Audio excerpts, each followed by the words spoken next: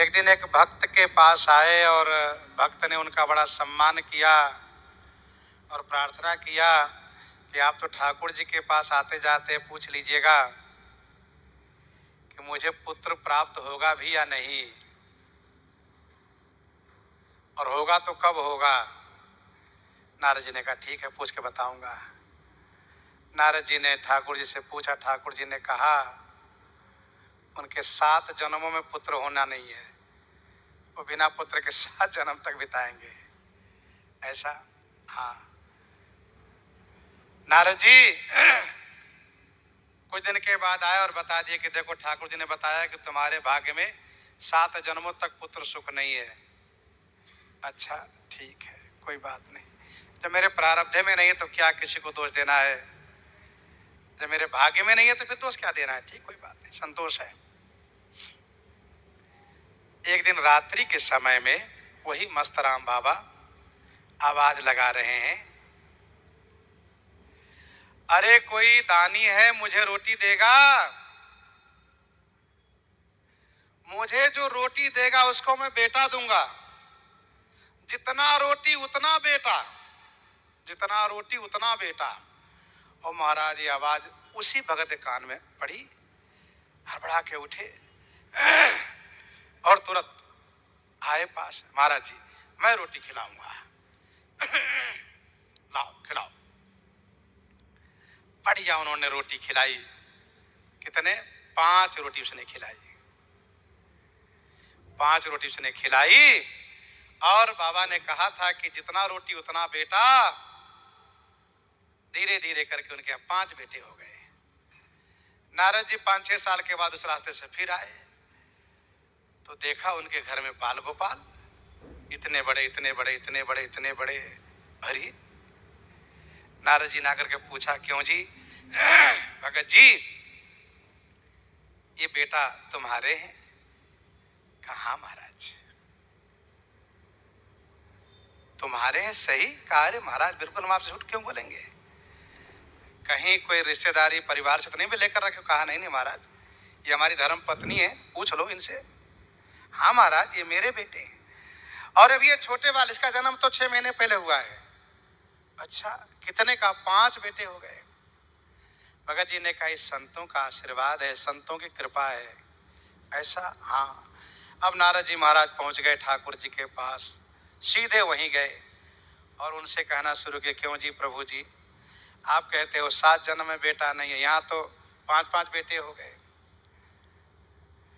प्रभु ने कहा अरे मैंने थोड़े ने दिया है, तो वो मेरे जो भक्त है ना एक साधु मस्तराम, अब उसने कह दिया तो मुझे देना पड़ा, उसकी बात तुम टाल नहीं सकते। कहा अच्छा तो साधु की बात को आप नहीं टाल सकते हो? कहा नहीं।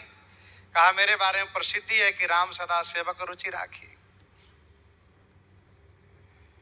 कहा ठीक है। तो ठाकुर जी ने कहा, नारद जी ने कहा तो आप साधु की बात को रखते हैं, साधु की बात को रखते हैं। तो ठाकुर जी ने कहा मस्त राम जैसे साधु की बात को मैं रखता हूं। एक बात उन्होंने कही थी, इनके जैसे साधु की बात को मैं नहीं काट सकता हूं। नारद जी बने मन सोच रहे थे इनके जैसे साधु, ये कौन से बड़े साधु को समझ में नहीं आ रहा है। दूसरे तीसरे दिन ठाकुर जी ने कहा मेरे पेट में बहुत दर्द है। प्रभु आपको दर्द है? कहाँ? इसका उपचार? कहा बड़ा कठिन है, इसका उपचार तो मुश्किल है होना। कहा फिर भी आप बताओ। उन्होंने कहा यदि कोई भक्त अपना कलेजा मुझे दे दें तो मेरे पेट का दर्द ठीक हो जाएगा। कहा अच्छा मैं ढूंढता हूं, कोई ना कोई भक्त कलेजा देने वाला तो होगा ही। अब नारद जी महाराज ढूंढते हुए वहीं पहुंच गए, संजोग से उसी बाबा के पास जो फक्कर शायद जीवन जी रहे हैं, ऐसे ही खुले आकाश में पड़े रहते हैं, पेड़ की छाया में पड़े रहते हैं। नारद जी को देखते ही उन्होंने प्रणाम किया। कहा नारद जी आप कुशल से तो है? कहा मेरे ठाकुर जी कुशल से तो है? कहा नहीं। क्या कहा? मेरे ठाकुर जी कुशल से नहीं है? कहा नहीं। क्या हुआ उनको? अरे उनके पेट में बहुत पीड़ा है, दर्द है। क्या उन्होंने दवा नहीं कराई?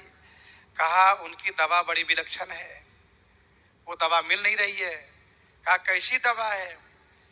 कहा उन्होंने कहा कोई भक्त मुझे अपना कलेजा दे दे तो मेरे पेट के दर्द का उपचार हो जाए।